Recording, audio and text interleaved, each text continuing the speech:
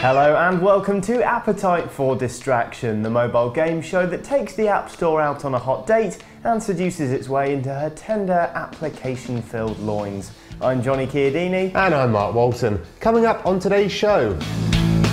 Fancy a few more buttons with your gaming? We take a look at the iControlPad for Android and iOS. And remember augmented reality? That was a thing for a while. We bring you our top 5 augmented reality games. I invented an augmented reality game once. Let me guess, your own pet Scarlett Johansson simulator. Yeah, simulator.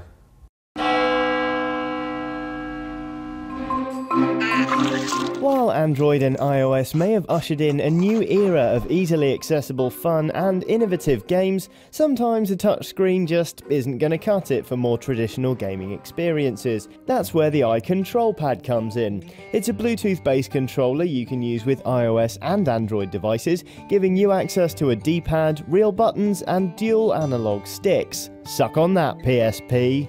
Setting up the iControlPad is simple. Pair it with your phone via Bluetooth, slot your phone in, and get gaming. The iControlPad works with a range of games on iOS, including platformers like the excellent Stardash and shooters like N-Born X. If you're the jailbreaking type, you can use it with emulators too, for legitimately acquired homebrew ROMs only, of course. If you're an Android user, you can use the iControlPad with any game using the Blue's IME app, thanks to the operating system's more open nature. So how does the iControlPad actually handle? Well, aside from making your mobile ginormous and ugly as sin, pretty well. It doesn't have the most reassuring feel, being made of creaky, cheap-feeling plastic, nor are the buttons themselves anywhere near as good as on a traditional handheld like the PSP or DS, and the less said about the carpal tunnel-inducing shoulder buttons, the better. The D-pad is also particularly bad, with a spongy feel that somehow manages to feel worse than the travesty that is the Xbox 360 D-pad. Despite this, it beats a digital D-pad any day, making it a million times easier to play old-school arcade games and platformers. Compatibility is good too, particularly if you're using Android, though there's still plenty of games to choose from on iOS. If you're serious about your gaming and don't mind the bulk, the iControlPad is worth a look, but don't expect the most well-made of hardware for your £40. That's $62 to the US. All the way back in 2010, augmented reality apps were the next big thing, though not necessarily new. In the 60s, augmented reality used to be known as LSD, which let early adopting hippies see all kinds of neat things like purple unicorns, dragons, and Justin Bieber. Instead of LSD, the modern-day version used cameras and smartphones, promising we'd be looking at the world through a 4-inch screen, marvelling at all kinds of crap pasted over janky signs that pointed out where the nearest burrito place was, and helpfully a toilet for afterwards. Sadly, our realities are still as unaugmented as ever, but that doesn't mean there haven't been some good attempts at making great augmented reality apps, including many games. Also, in the spirit of making you look like a total loon, here are our top 5 augmented reality games. If, like Johnny, you've got a grudge against a co-worker, ex-girlfriend or famous idol, then the iOS-based AR Missile is the ideal way to vent some of that misplaced anger. Simply load up the app, point it at a nemesis, then launch a wave of rocket-propelled destruction at their face. You're not just restricted to blowing up just one of your enemies either, with hold mode letting you unleash missiles at multiple targets for mass destruction fun. Lovely.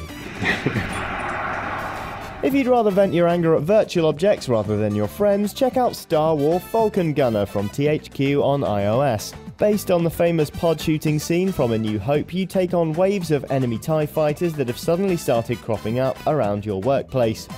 Simply move your phone to aim at them and fire. For a totally authentic experience, make sure you play the game on a swivel chair. It's just like being in the Millennium Falcon. Almost. For some seriously neat use of augmented reality, check out Paparazzi on Android. The aim of the game is to take photos of a ragdoll, scoring points for different angles, poses, and facial expressions. Just like Axl Rose though, Mr. Ragdoll doesn't take your endless photo taking well, and soon launches onto your phone screen. And if you don't shake the bugger off, he'll mess up your camera no end by smashing the glass, just like a real life angry celebrity. You can take your augmented reality gaming to the wider world with Spec Trek for Android. Ghosts have decided to take over the Earth, but thanks to the power of your smartphone and GPS, you can see where they are. All you need to do is set yourself a time limit and the ghosts show up on a local map. Race to that location, capture the ghost, and move on.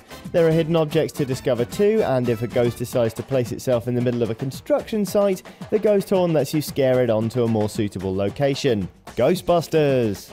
And finally, no list of games would be complete without zombies, which is why you've got to check out Zombie Run on Android.